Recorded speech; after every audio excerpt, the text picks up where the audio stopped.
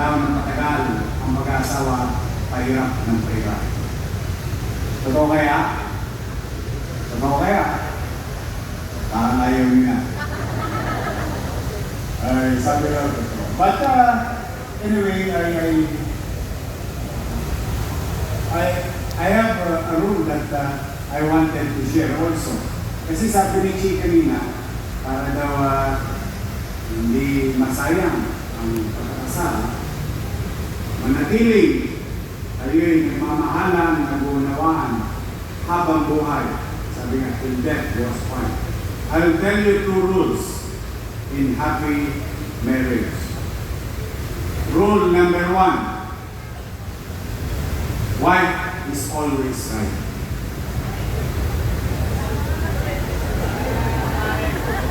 Hindi ng mga babae hanggang gilagi. Rule number 2, if you think your wife is wrong, refer to rule number 1. Wala nang kawala, madaling salita. Happy wife? Alam mo, ang mga babae ay nagmamalasahitan. Kaya, pag may notification na, kumanda ka na. Shopping. Minsan, ang mga kababayan, konting lang din lang. Ano naman mahirap talaga maging babae na nangangalaga at ilaw ng tahanan. At the same time, mahirap din maging lalaki. Kasi, siyempre, umaasa sa atin ang ating mga mahal sa buhay. But, kidding aside, ipinagpapauna-una. Bago kayo magsisihan, ipinagpapauna-una. Walang perfectong pagsasama.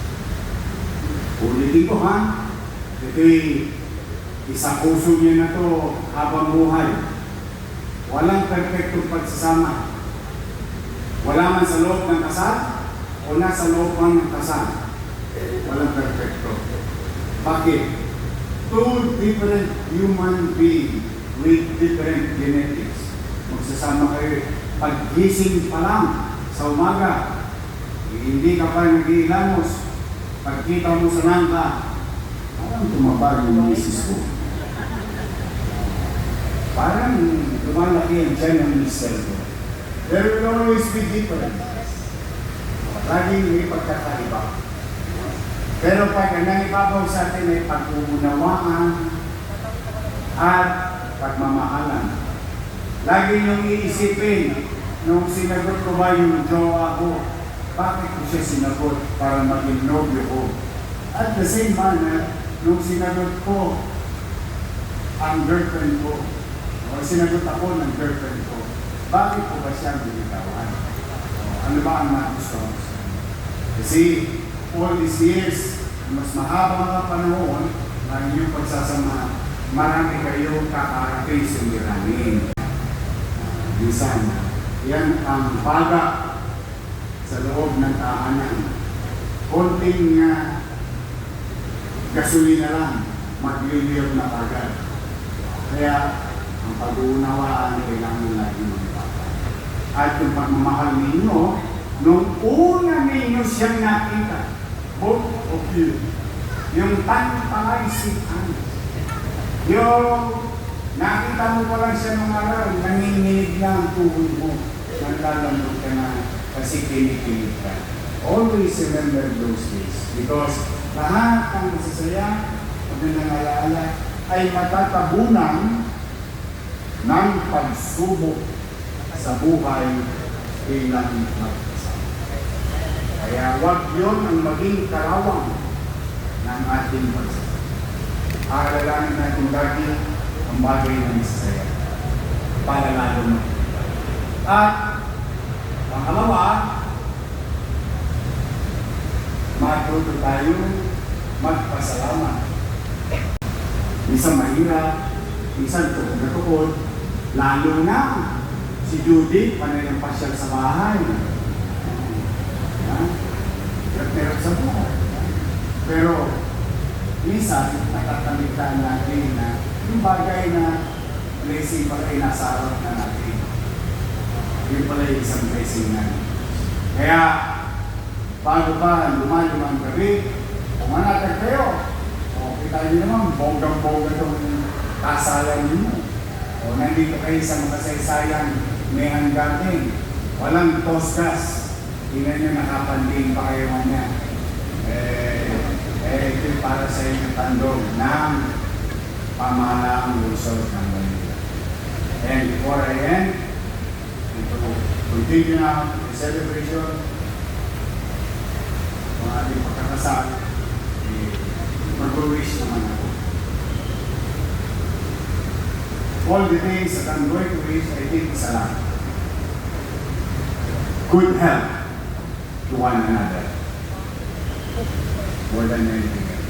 Maging malusog kayo habang kayo nagsasama at nang patuloy ninyong mairaos, maitawid ang inyong pamilya. So mga lalaki, handa na ba kayo? Parang pahinga habang napinilala.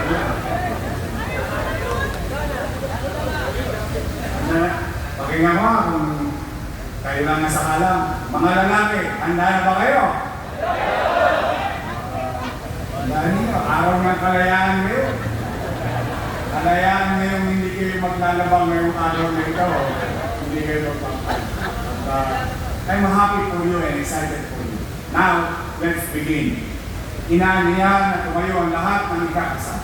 Ito ay sasaksiyan natin ang pag-iisang dibdib ng mga nagmamahalang nasa ating harapan at ipanalangin natin habang tinataak nila ang buhay ng mag-asawa, ang pagsasama nila ay lalong magiging matatag at makabuluhan.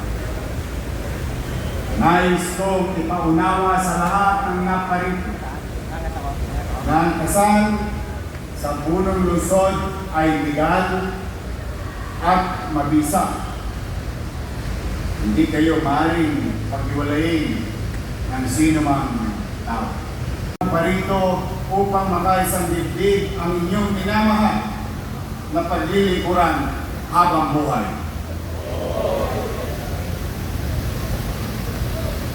Kayo namang mga babae, bukal ba sa inyong kalooban ang inyong pagparito upang makaisang dibdib ang inyong minamahal na paglilikuran habang buhay? Kayo ba ay tunay na nagmamahalan? Sa mga lalaki, tinatanggap niyo bang maging kabiyak ng puso ang inyong nobyo? Alinsunod sa mga alituntunin ng ating pamahalaan. Parang mo kayo natakot. May kulong. Dito pag nahuli, may kulong. Lalaki at babae, nakahanda ba kayong paglikuran ang isa't isa habang buhay bilang asawa niyo? Kayo naman mga babae, tinatanggap mo ba maging kabiyak ng puso ang iyong nasa harapan o nasa tagiliran? Baka iba yung masabihan, no? Alinsunod sa mga batas at alituntunin ng ating pamahalaan. Nakahanda ba kayong ibigay ang inyong sarili sa Kanya bilang asawa niyo? Paglilingkuran at mamahalin mo ba ang inyong kabiyak at ang inyong magiging mga anak? Ngayon, mag-aral kayo sa isa't isa at sumunod sa akin. Sambitin ang pangalan ng babae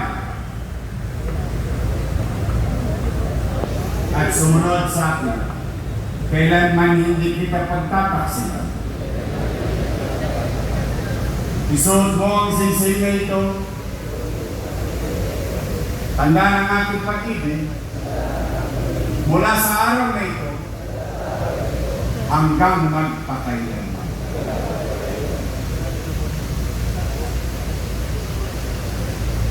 Next, mga babae naman, instructor. At sumunod sa sambitin ng pangalan ng lalaki.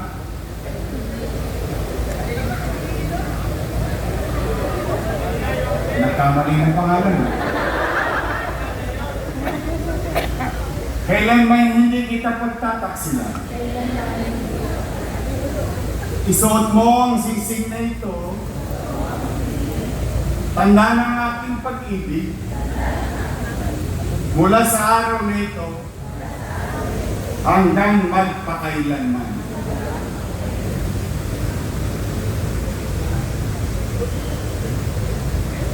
Umarap muli sa akin.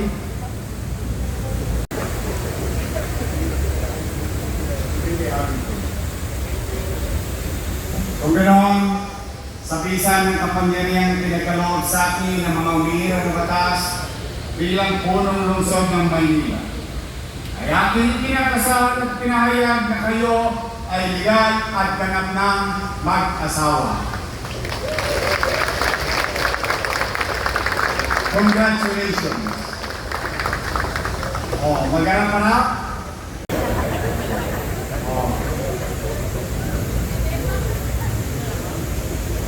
Ready na kayo? Eto na.